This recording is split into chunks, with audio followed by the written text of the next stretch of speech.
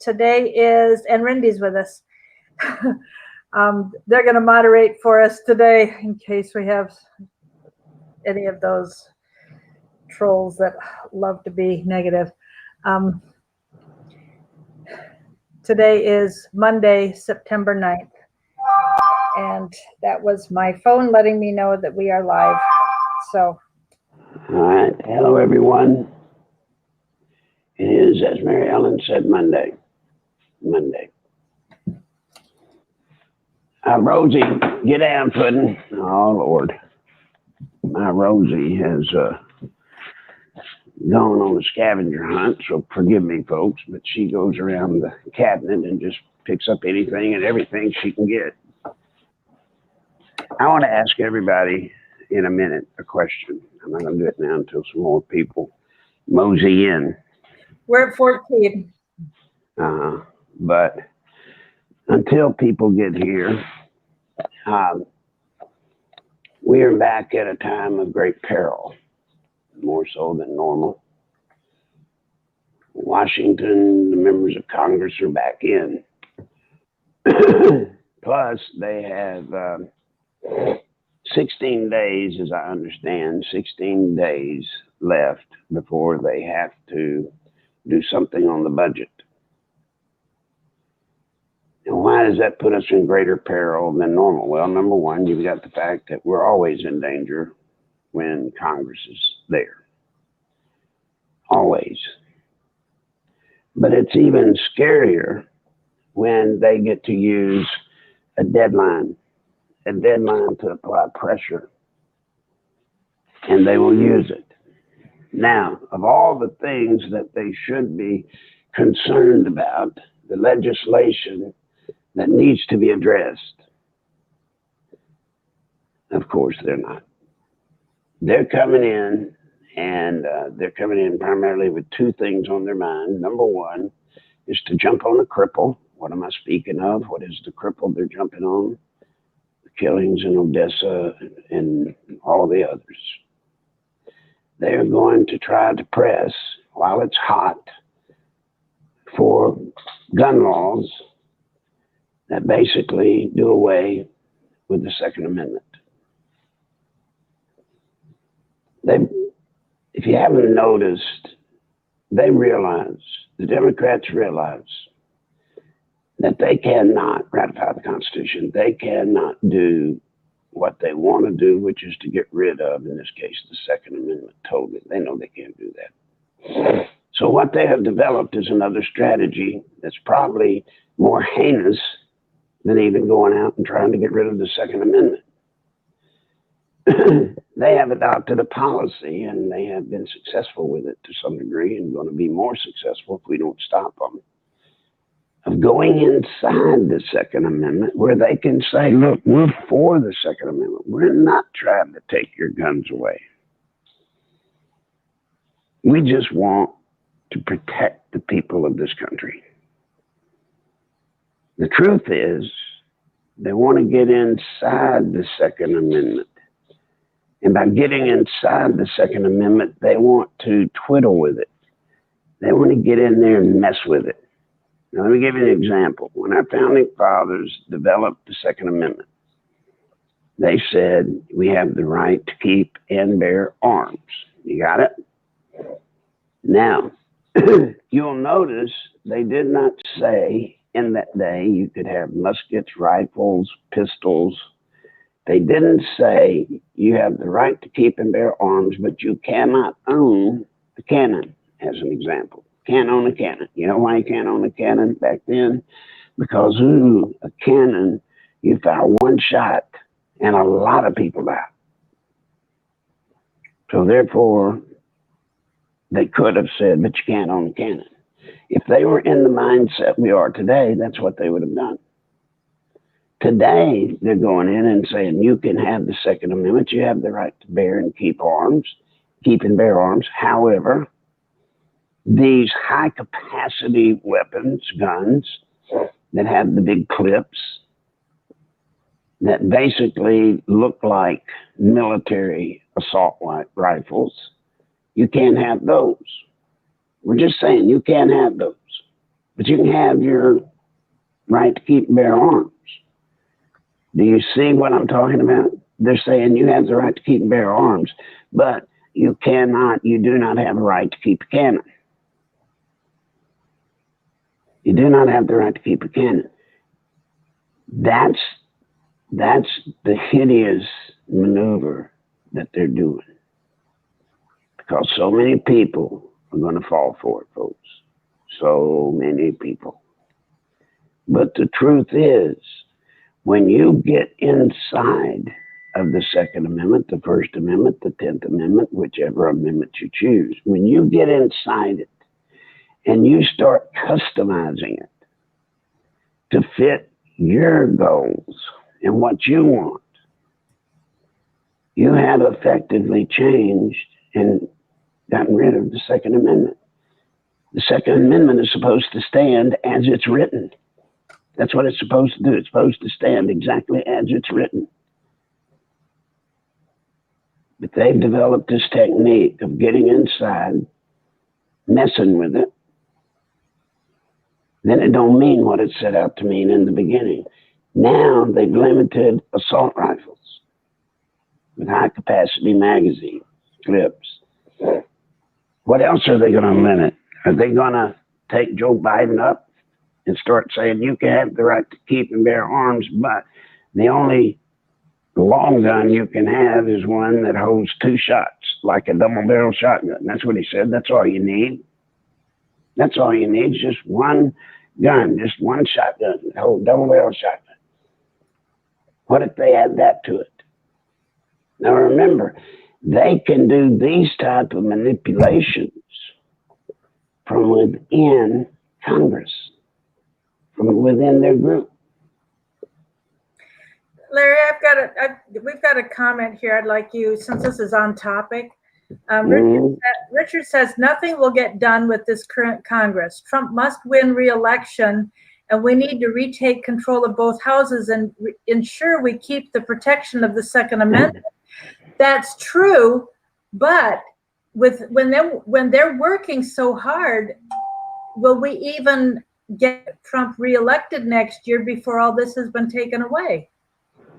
Well, there you go, Richard. Very good comment. That's the truth. Do we choose to fight over the Second Amendment and the modulation that they're trying to pull off?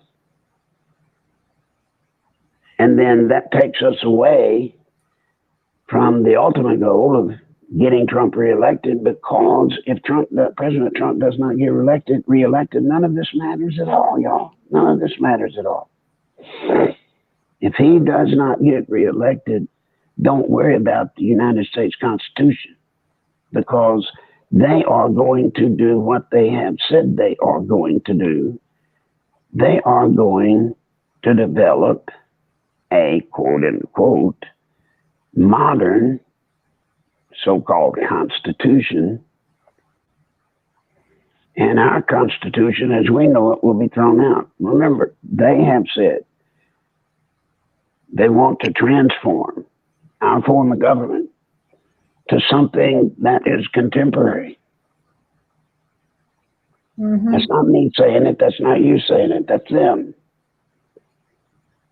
All but about 3 of them have actually at one point or another, at one time or another, in a question answer period or in a speech, all of them, lest it be, I think 3 of them, they have stated openly, publicly, that we need to revisit the Constitution, because in the time at which the Constitution was written, it was great.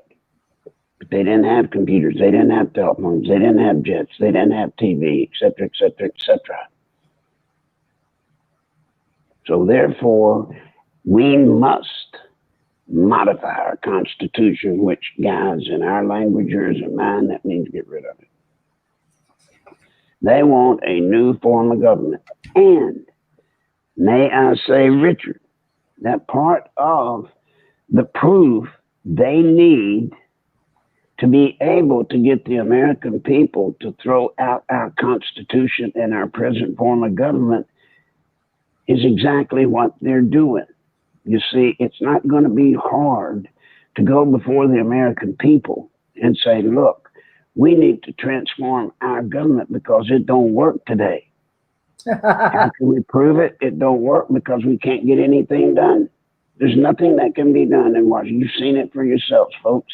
Nothing can be done. We can't go forward. We can't go back. We can't do anything.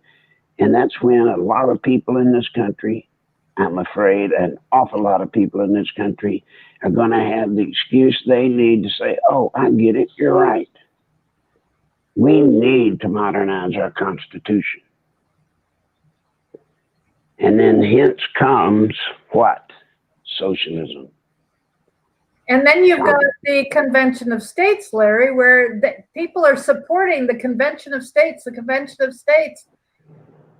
And even really good conservatives are supporting that, not recognizing how many liberals will be there to overturn the Constitution. That's right. You know, people, all of you that are promoting this meeting, this gathering, constitutional thing of the states, we're the states, you know, listen to me, wake up. That would work. I'd be all for it. If the only people coming to that event were conservatives, at least moral Christian people, I could live with it. But that ain't who's coming. That's not all the people that are coming. And you're going to see in any type of meeting or gathering like that, you're going to see a duplication of exactly what you have in our Congress today. There's going to be people, conservatives, that want one thing, and you're going to have an equal, if not more, but certainly louder group of liberals that want what they want. And it's not going to be the same, and it's not, therefore, going to accomplish anything. Nothing. That's not the answer.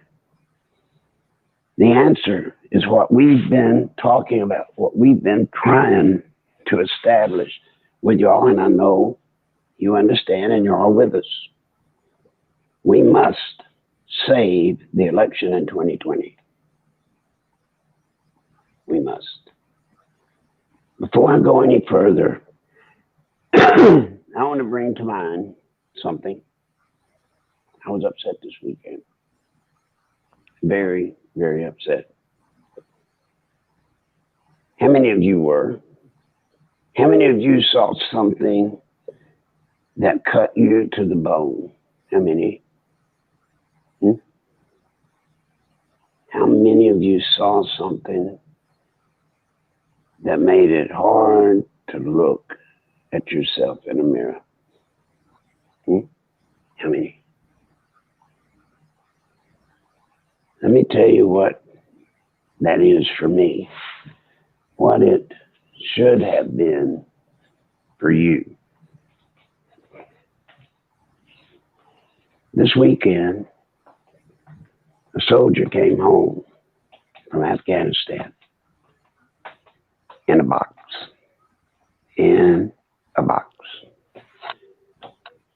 covered with a flag, met by a small entourage of fellow soldiers, I would suppose family members. He died. He didn't just die, he was murdered, he was killed. How many of us were torn up by that? The reason I can't stand to see myself in the mirror, other than the fact I'm just ugly, but this is different. What did he die for? What did he die for?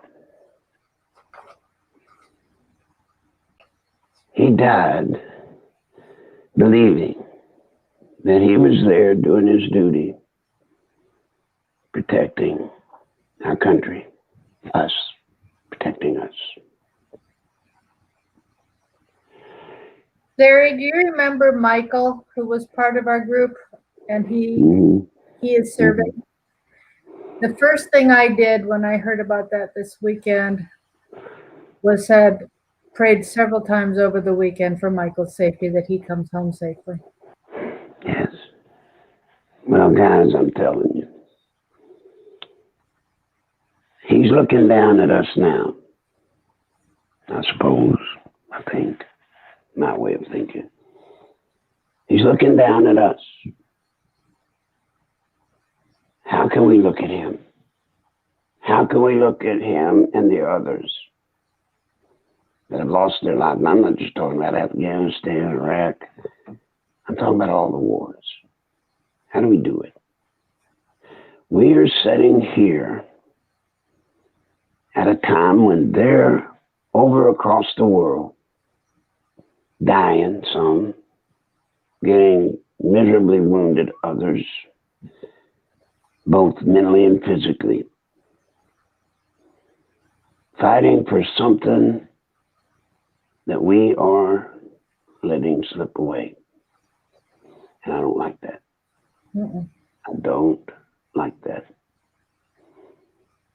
So if you had any doubt about something to make you be willing to give everything you have, your life, your wealth, everything, if you have had any doubt about doing that, think about him. I don't even know his name. I don't even know his name. Folks, it's a sad state of affairs that we're in. And instead of Congress trying to get together in the 16 days they got left, and first and foremost above everything, gather in those hallowed walls and at least pay tribute to another one of our sons that died protecting us. Instead, they're going to go in there and they're going to play politics. They're going to try to pass gun control. Nadler's going to try to get something started where they can do exactly what I've told you they were going to do. He's looking to open an investigation into whether or not they should impeach President Trump. Now, what does that mean?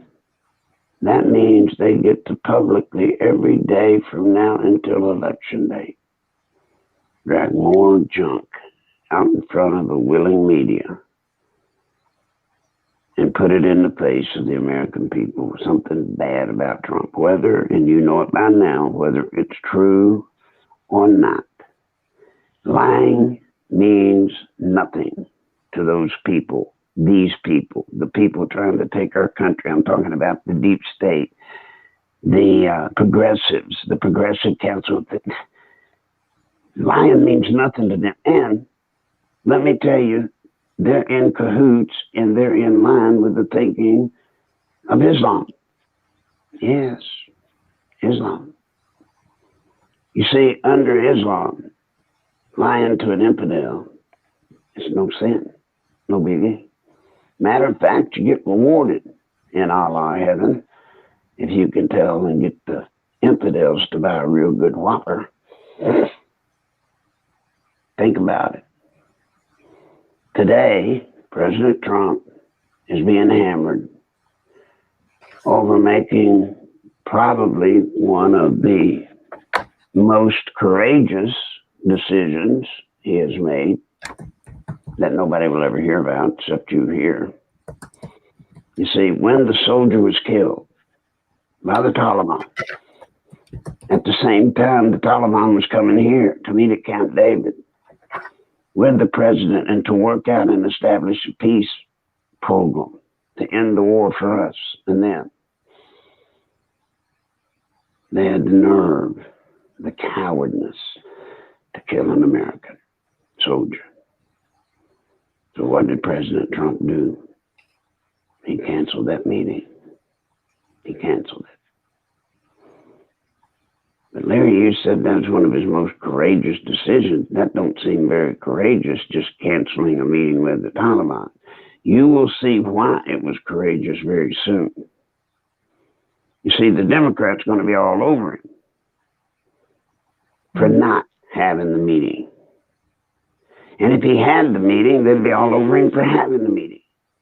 If he reschedules and has a meeting in the future, they'll be on him for having a meeting in the future. You see, President Trump cannot win with the war in Afghanistan. He can't win. And let me define that war for you. He didn't start it. President Trump didn't start it. Bush started it. Bush started it. President Trump hasn't kept it going. Obama kept it going. President Trump is trying, in just his first 2.5, 3 years of office, he's trying everything in his power, within reason, to end it. I heard somebody say, well, he's trying to find an honorable way for America to end the war. Guys, there is no honorable way for us to end the war in Afghanistan. There's not going to be. You either, are we still on? I heard a beep. We're still here. Okay, you either stop it or you keep going. Now, what President Trump's trying to do is not find that honorable way to get out of it. What he's trying to do, which is very, very difficult, he's trying to find a way to get out of it, while at the same time make sure we have safeguards in place so that they're never allowed ever again to be a base camp for terrorists to strike America like they did on 9/11. That's what he's trying to stop. That's why he's trying to be cautious. That's why he's trying to be careful. I assure you, he's not worried about honorable ending at all. It can't have an honorable ending for us when we didn't get into it for honorable reasons. We got into it for oil under the pretense that we were getting in it because of 9/11. Now, we did get in it in a way for 9/11, but we capitalized with Iran and Iraq and Afghanistan for the oil. Look. What about the poppy and the heroin? Well, of course. Of course. Big industry, big business. But for Bush, when we got in it, it was not about the poppy fields and the heroin or whatever. It wasn't about that with them. It wasn't about that with the people, Cheney and the boys. It was about oil. Oil. And it was the fervent hope of those, maybe not even Bush himself, but those around him. It was the hope of those around him, at least, if not him, that, you know what? This is a great opportunity to get access to the second largest oil reserve in the world. And that's why you saw the growth of K Street. It blew up again. Here come more and more lobbyists, and they all had to do with what? The oil business. It looked like maybe some of them were in construction. Yes, they were, but their construction business was based off the oil business.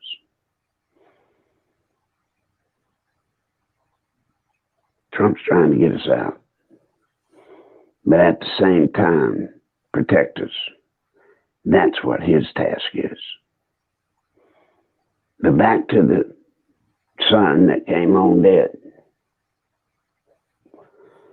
We must not spit on that young man's grave.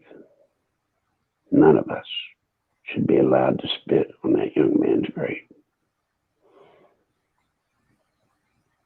We must honor him. Honor him with your prayers for his family. And then dedicate yourself. Tell him. He can hear you. I think God lets us hear him and would let him hear us. Tell him that we will protect and defend here like he did over there, our great nation. Once great nation. It's upsetting to me. Very upsetting. Now, if you have questions or comments, go ahead and start getting them in, Mary Ellen. But Okay. Somebody you know, somebody suggested nitric oxide might help you. So I'm going to go up. I need to scroll up and see where we've got some questions that have come in. Jonathan said you heard the tapes. When are the people going to hear them and do something about it? are you talking about the tapes of the meeting with Comey and Hillary and Lynch and the gang? And Obama and all that? Figuring out, yeah, Obama wasn't in the meeting, but they were talking about what they needed to do to help Hillary. Is that the tape you're talking about? He didn't specify what tapes, so I guess Well, I'm asking him, so send us another thing and tell us which tape you're talking about. If it's that one, I am not at liberty to make it public to the people yet, because it is a part of the evidentiary file in a case coming against Comey and Hillary and Loretta Lynch and everybody else that's on it. You will hear it, I hope. Now, when I say you will hear it, that's predicated on one thing. If we have the capability of winning in 2020, then I will leave it in the legal system. I will honor and protect it in the legal system. But if President Trump does not win, then it, along with other stuff, as if it will matter, it and other stuff will be made public. I'll see to that. Of course, the next question is going to be, well, by the time you do that, what difference will it have made if he's lost? And you're right. So it may be that as we get closer to the time, if I do not see productivity from Barr, for an example, if he does not at least impanel a grand jury on McCabe, then I'm going to know, likely as not, there's not going to be much of a chance of real justice. There won't be.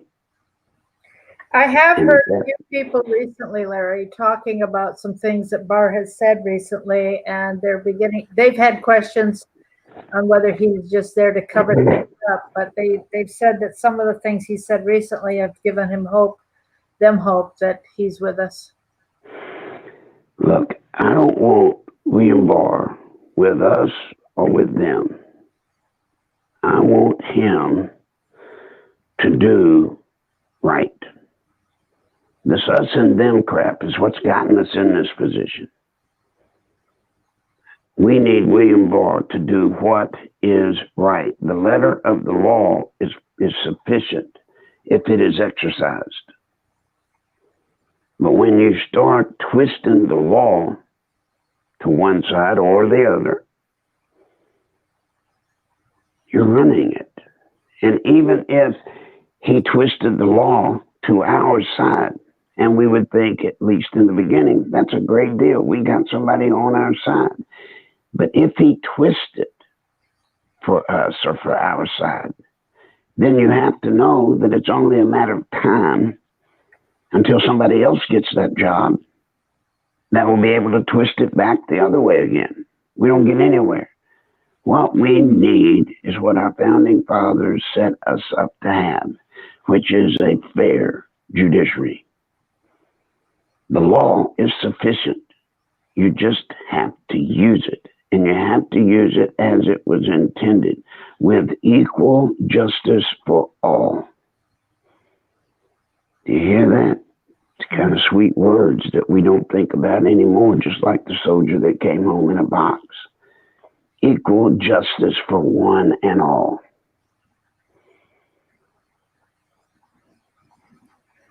How do you see the Israeli elections for prime minister and so on? I think, I think Netanyahu will win. The the media is doing to Netanyahu what they've done to Trump, and they've been doing it to Netanyahu for years. But the people of Israel, the people that will vote, now remember, the people of Israel are sitting there every day with somebody about to launch a rocket that'll kill them and their family. It's very real in Israel. It's very, very real. It's not politics like we have it here. It's very real there. You make a mistake there and somebody's blowing you up. You and your family and your neighbors and your friends, etc. And the people of Israel know, they know the truth about Netanyahu. Now, maybe there's some individual characteristics that somebody may not like, although there are plenty that do, but there may be some that don't, like some of his character flaws that we all have. But in Israel, I assure you, when it comes down to being bombed and who you want as prime minister, they know. So I believe without much risk of being wrong, could be wrong, I'm telling you, this is my opinion, I could be wrong, but I believe he will continue. What else you got? Just a sec. I gotta scroll down. What do you think about the drone that was shot down? Do you think it'll spark more unrest and tension in the Middle East? Asked Paul. Yes. It is being dealt with as we speak. What you do not want to happen over the drone, and President Trump, I'm sure, as best I can tell you, I'm sure is aware of the risk of going in at this time and overreacting to an unmanned aircraft being shot down. And you say, why do you say that, Larry? Well, in my opinion, that's all it is. It's all I can say about it. My opinion is that President Trump must not initiate an action that could cause a lot of people to die. The media during this campaign season would literally destroy him. Mm-hmm. They would be armed with what they need to get the liberals to rise up. You know, they're already saying that he's crazy and that he's going to, quote unquote, get us in another war. And that would be playing right into that mentality. So right now, he's doing the right thing. He's weighing his options. He's weighing his timing. And I think he's making the right decision. What you got, Miriam? Just hold on. There's a rumor out there that Elizabeth Warren will put Hillary as her running mate. Not true. Now, that's my opinion. But whoever started that rumor does not know Hillary Rodham Clinton. No, she won't be number 2. No.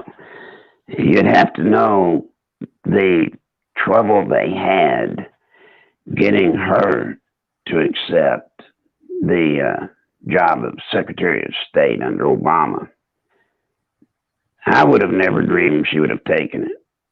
But I think it got explained to her how well it would benefit her and the foundation if she took that job. So that was the thing that gave her the vote-breaking decision to take the job. But there's no way Hillary Rodham Clinton would be second fiddle, especially even to a woman. She's not going to do that. My opinion could be wrong, but I'll bet you $100 to a biscuit I'm not. Well, they're suggesting it would be Warren's death certificate, and move Mhm. away and get in. Well, I wasn't going to say it, but since you brought it up, I guarantee you, whoever got elected president, I would think long and hard about making her vice president for the very reasons you're talking about. A lot of people die around the Clintons. I'm not saying she's killed anybody. I'm just saying people die around the Clintons. And the beneficiary is always a Clinton. So I'd feel very uncomfortable as a president knowing that that lady was me being dead away from being president. that'd be a nightmare. What else you got there?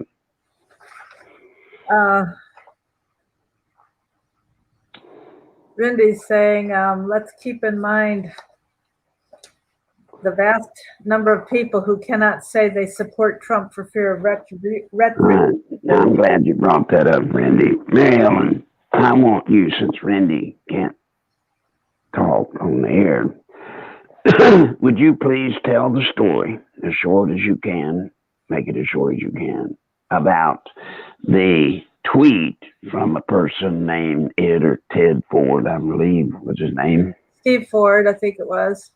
All right, I was close. Steve, Ed, Ted. Makes sense. Okay, let her rip. Tell them about it. Steve Ford is in Hollywood, I think, and he was walking down the street and somebody recognized him and said, "Thank you for what you're doing in publicly stating your support for President Trump."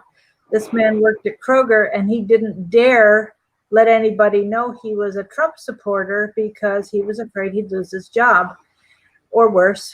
But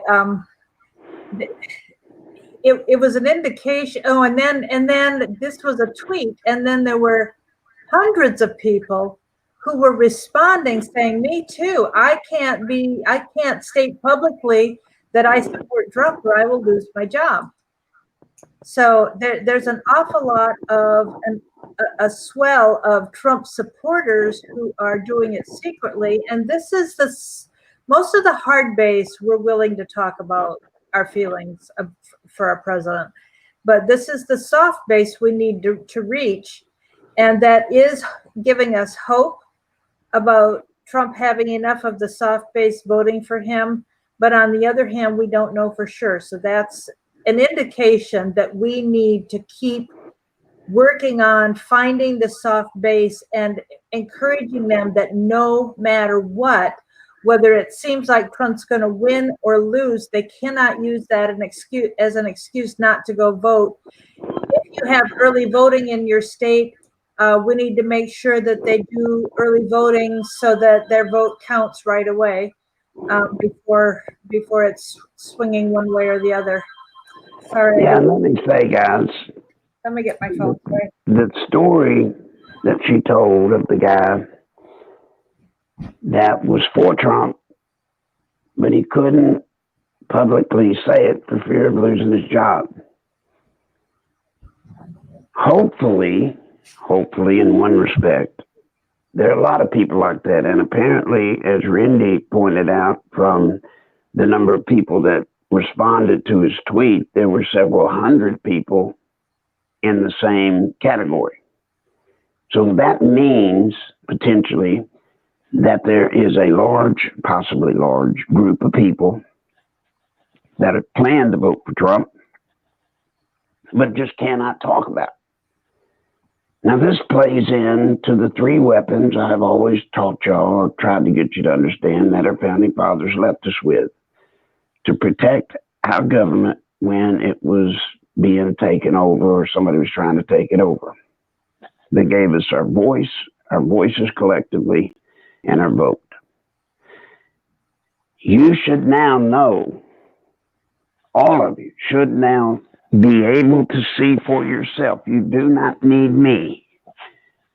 You should be able to see for yourself that the Democrats and the progressives know this very same thing. They know that we have three weapons: our voices collectively, and our vote. And they are going after our weapons. Let me show you. Our voice. They are working feverishly to make it to where if you dare to mention that you're for Trump as an individual, they have got it to where they're going to put you in a box. You're either going to be a racist, a white nationalist, a white separatist. You're going to be something. They're going to put you to where you're in trouble if you open your mouth. And what about our voices collectively? The best example of that is look what they've done. Let's just say to the NRA, that's the latest one. That's one that you can see pretty vividly. The collective voice of the NRA. They have branded it a domestic terrorist organization. So now when that group speaks, every time they dare to speak, they're going to be considered a terrorist organization. And members of that group are going to find it hard to stand up and talk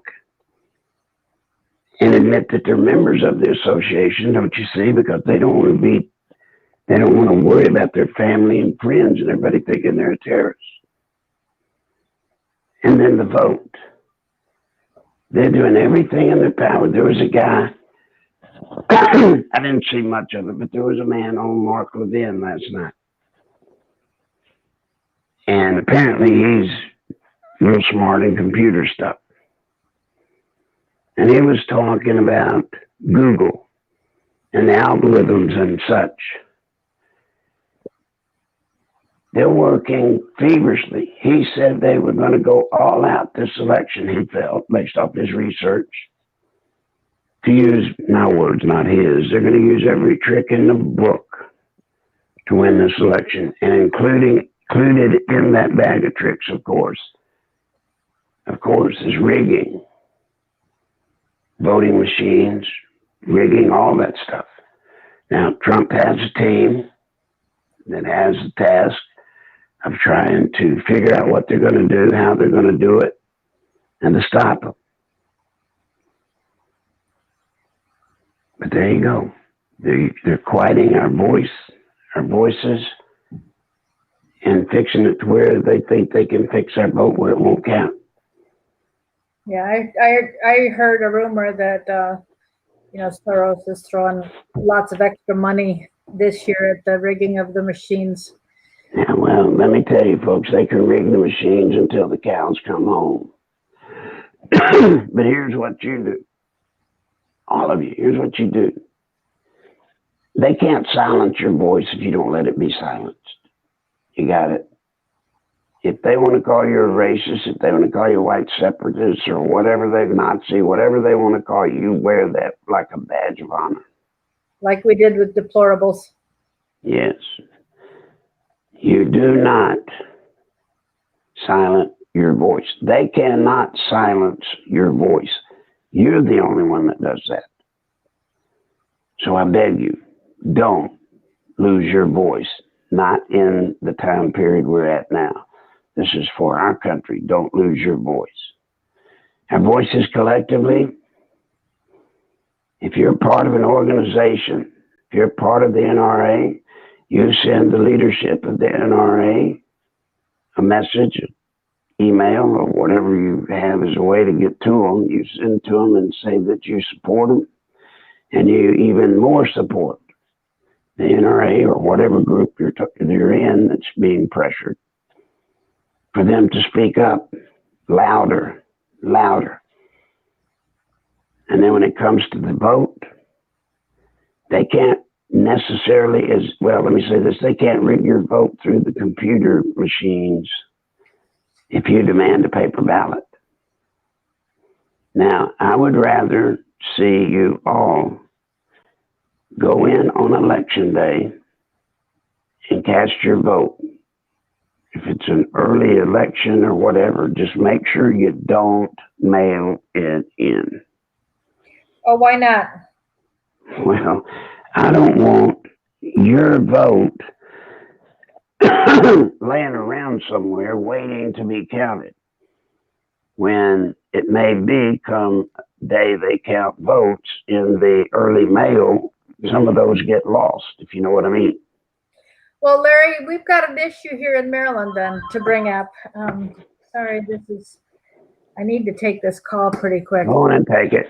No, I want to say, no, in Maryland, there are two in Maryland.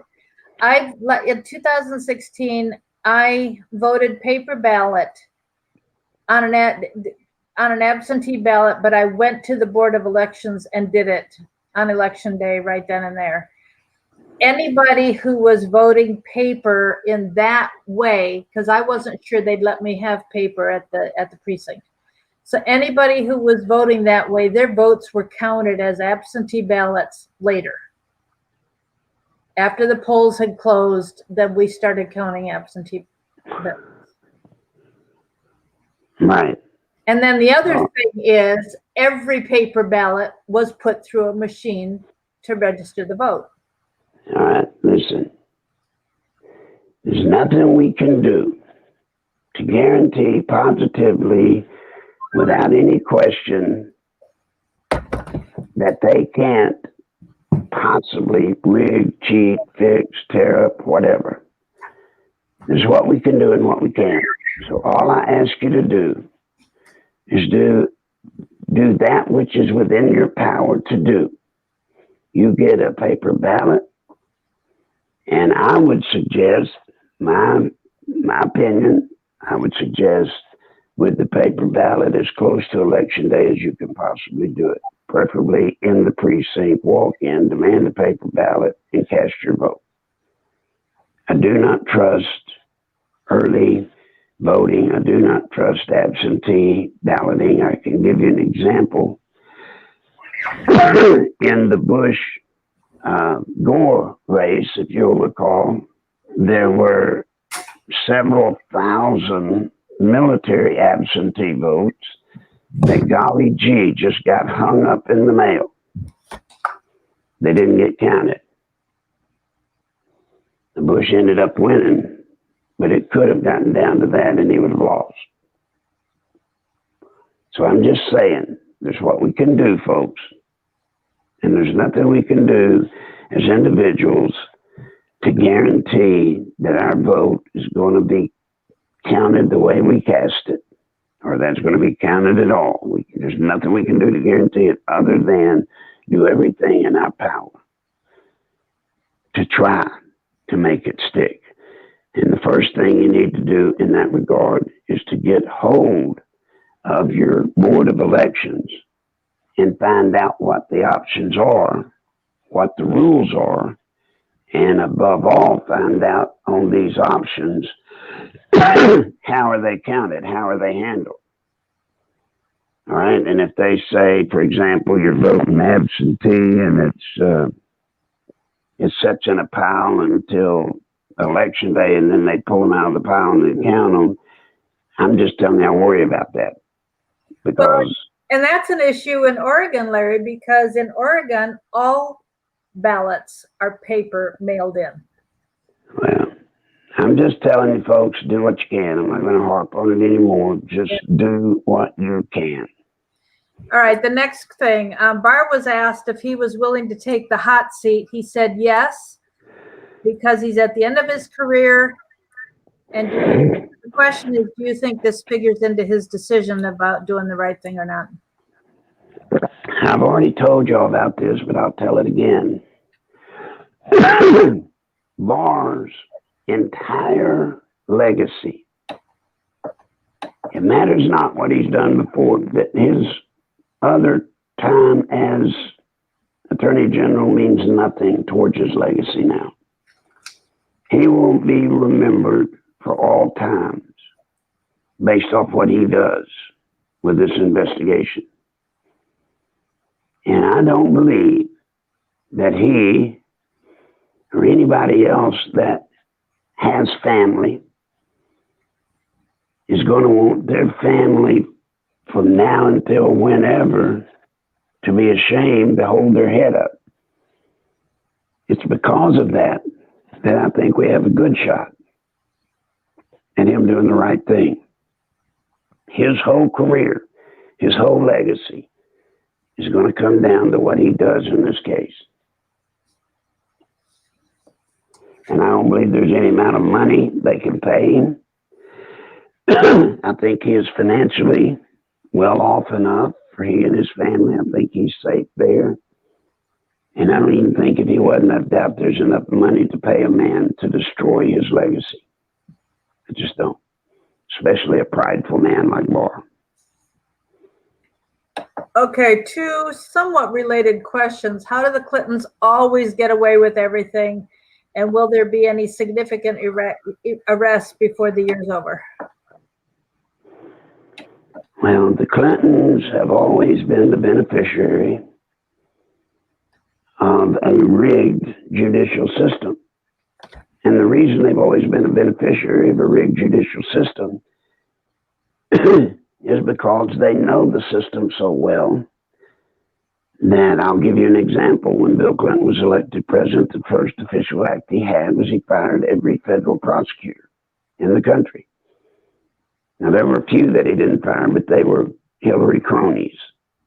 They fired all the federal prosecutors, so therefore they were safe with me or anybody else coming at them with federal charges, because I would have to go to a federal prosecutor, get him to take the case, and get him to prosecute in earnest. And that ain't going to happen. So they were always protected by the system, but it was easy to be protected by the system when you knew what places you needed to have key people to protect you. Now, to the question, will there be arrest this year? I never want to put Barr or Durham or me or anybody on the spot as predicting time, because I can't. There will be arrests. There will be people prosecuted, one of which I know to be James Comey. The exact date, time, and when, I cannot tell you. But in a case like this, I would remind everybody, in case you don't know, in a case like this, who you arrest and when you arrest them is incredibly important. So you may have a target. I'm going to use Comey as an example. You may have a target of Comey, James Comey. But before you prosecute him, it might be better to go ahead and arrest and prosecute some lower level people in the interest of getting them to roll over on Comey. So timing is touchy. And don't judge Barr on timing, but judge him on what he does or does not do. What else you got? Will Trump choose Nikki Haley as vice president to secure the woman's vote? No. Yeah. No. He's already stated Pence is his VP. Right. You know, although I do not like Pence myself, I do not trust him myself. I'm not telling y'all to or not to trust him. I'm just telling you my opinion. I don't trust him. He's been there too long. But President Trump will not ditch him. He will not. And believe me, for President Trump, it doesn't matter who he has for his vice president. He doesn't need help from his vice presidential candidate. I mean, that's not going to help him win or lose a vote. I hope you know that. People that like what he's doing and are proud of what he's doing, he could have a beanpole for his vice president, and it wouldn't matter. We're voting for the presidency. Okay, question. How do, Paul asks, how does Trump use the good and growing economy to work for him and not against him?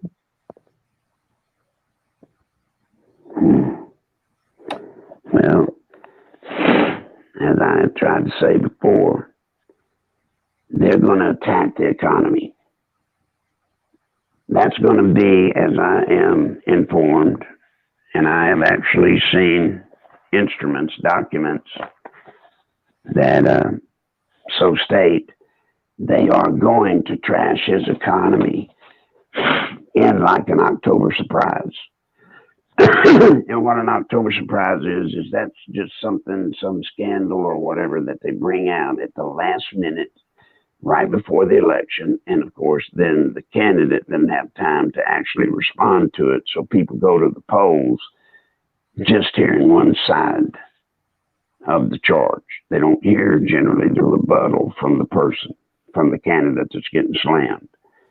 They're going to use the economy that way. And what they're going to do to make the economy bad is they're going to use their institutional buyers. Now, these are the big corporations that have whole departments that do nothing but buy, sell, trade, whatever. And they're going to dump stock.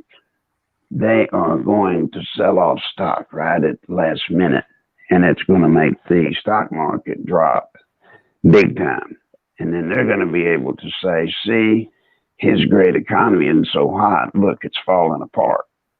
Everybody's lost. And they're going to point out how much money everybody lost in your 401k when this thing fell. Now, the dirty trick of all of it is these very same institutional buyers, since this is technically illegal for them to do, but who are you going to call, right? Who's going to prosecute them? What they're going to do is they're going to dump the stock, but then they're going to turn around and they're going to sell short. So they're going to set fixed levels that if the stock goes down to a price, then they'll make money on that end. So they're going to make money. They're going to trash the market, make money. And then, by the way, think about it. If you think the Democrats care and the progressives care about you and your family, they are going to trash the stock market, which means your 401k, your savings, however much or little it is, they're going to knock the bottom out of it just so they can defeat Trump.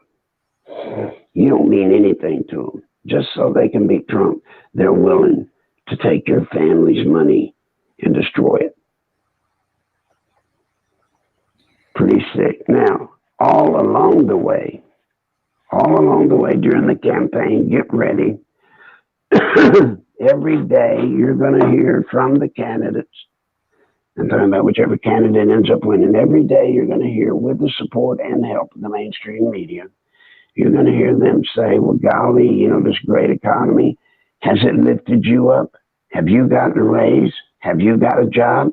And what they're doing is they're just like they're using sweeteners to get certain blocks of voters. They're going to use the fact that there's an awful lot of people out in this nation that have yet to benefit from this good economy. There are some people that still haven't gotten a job. There are people that have got a job, but they haven't gotten a raise yet. It takes time for all of this economic good news to get to everybody. And so they're going every day to go after the people that it has not yet benefited and make them believe it's not ever going to benefit them and that they've been had and they've been used. We have a few more questions, but your voice is pretty... Just go ahead and ask them right quick. Okay. How does Biden-Booker versus Trump-Pence shape out? It won't. Biden, if he gets it, will not take Booker. If Biden gets it, Booker won't be his vice president.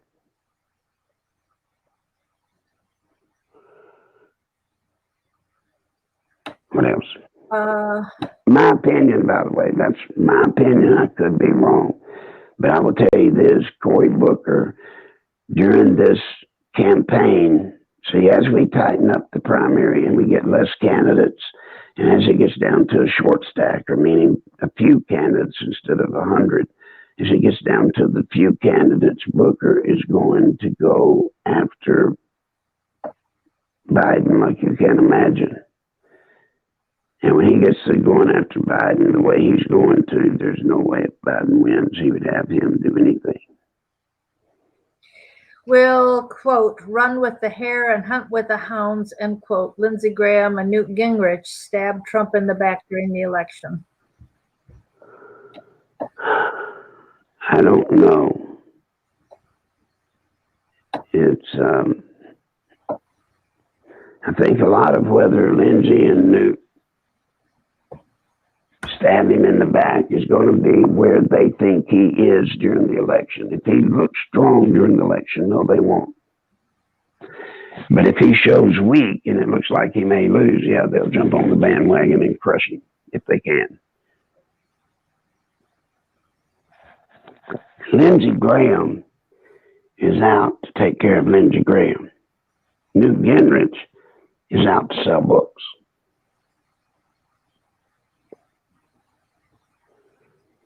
What else? Okay, if you had a 401k, what would you do?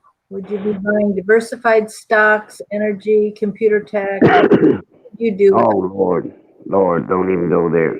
Folks, as I have told you, I am no financial advisor in that regard. I mean, I couldn't begin to tell you what to do. Okay. Wouldn't begin to tell you what to do, but I couldn't anyway. And I guarantee you, folks, as far as investing and stuff, look at my record. The stuff I've invested in my life ain't looked too good, so I wouldn't be taking advice from me on that. What I will talk about is the potential if we go and become a socialist country.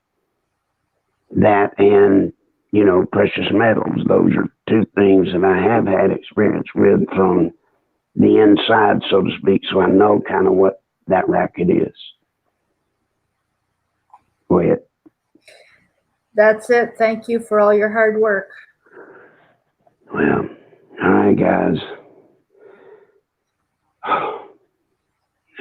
By the way, somebody sent, I didn't see who it was, but somebody sent, David, thank you. He sent 25. That wouldn't, I do need help if you can, but I'm not going to beat you over the head. If you want to, do it. If you don't, don't.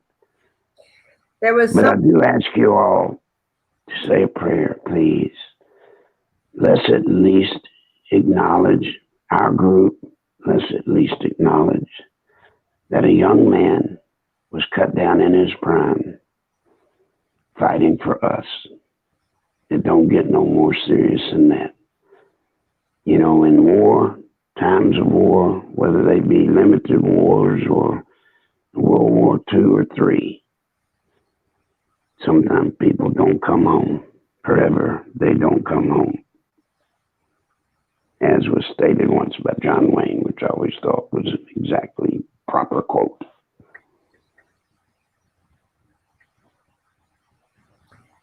Yeah, and I know prayer does make a huge difference because there's a pastor whose 3 kids have served, and when they were overseas, they prayed daily with a large group of people for their kids and their kids, what you call it, not battalion, but you know, their whole group that they were over there with, and the whole group came home. Prayer does make a difference.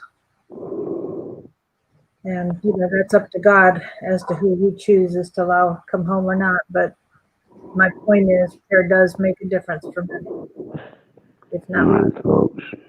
Well, I will see you tomorrow, but remember tomorrow, if I can, I will do Jason at 2 this time, our normal time, and then we'll be on at 3. If I can't do Jason or something happens that I won't be doing Jason, then Mary Ellen will so post it so you'll know.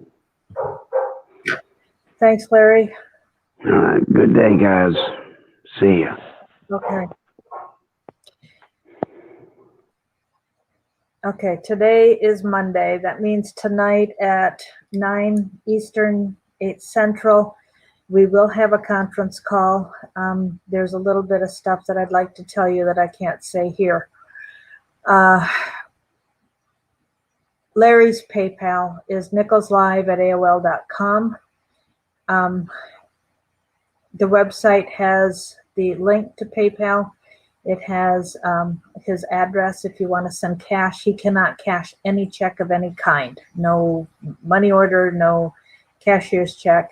If you need to send a check, my text phone number is there on the website, and text me and I can help you figure out how to send a check, because there is an alternative way to do that. The fastest way to get any money to him is nicholslive@aol.com through PayPal. You hear his voice, folks, and we're at a point where the people, the big donors who've done a lot, are at the limit of what they can do and can't do more today or tomorrow or who knows when in the future. A lot of times people who've donated large, tens of thousands, run up horrendous credit card bills and need time to get them cleared. And, we've got a couple people they've been trying to clear what they did, a year ago, and they're still working on that, and they're not allowed or not able to do another penny more until that clears out. So, we've got people currently that are now in that boat that they have to wait. So anything you can do is very, very necessary. At the very least, pray that God will either provide complete healing so he doesn't need the money, or will provide the money for the medication that keeps him going. There is, he's got shrapnel. I don't know where. I know it's lodged in places they can't get to it. Whether that was, when he was sprayed with the shotgun and, fairly close range. And, I've seen the scars on his chest from that. And he lost a third of one of his lungs from that incident. I don't know if he's got shrapnel in his ribs or where the shrapnel is lodged, but whatever it is, it's causing severe pain all the time. And it's pretty nonstop. And you read in 28 Years to Nowhere, if you had the book, where he had an issue that caused severe pain in nerve damage. And so at the very least, he needs pain medication, pain management. In addition to that, there's a lot that they do nutrition-wise through his medication. So, hey, look, I know most of us are living on fixed incomes and dirt poor, and times are tough, and we're all very concerned about what the future is going to hold. And yet, like I said last week, we can try to hold on to what we've got. If we lose, we're going to lose it anyway. So, with all that Larry has done and will continue to do, is doing, the people he's working with, and he can't tell us all that he's doing and who he's working with because of security clearance issues. So do what you can. I won't belabor it any longer. Thank you, all of you, for whatever you can do whenever you can. God bless you. And when I put the title in tomorrow, I'll remind you that he'll be on with Jason or us at this time. And if he's on with Jason, then he will be on with us afterwards. And if you want to watch him on YouTube with Jason, it's Jason Goodman. And that'll be in the title of the full name. And that's all you have to do is just look up Jason Goodman's name. And it pops up pretty quick. So I'd go ahead and subscribe to Jason Goodman today so that you will get notice if Larry's on. I mean, I know you get, Jason interviews people throughout the day, every day. So you get a lot of notifications, but you'll know time-wise that it's Larry if it's at the 3 o'clock Eastern, 2 o'clock Central time tomorrow. So thanks. God bless you. Join the conference call tonight if you want. The number is in the description right under the video. I'm sorry I can't put it up because it includes a 5, and I didn't do anything to copy and paste it into the chat right now. So I forgot to do that today. Thanks, folks. God bless you. See you tomorrow. Bye. Or tonight if you come on the conference call.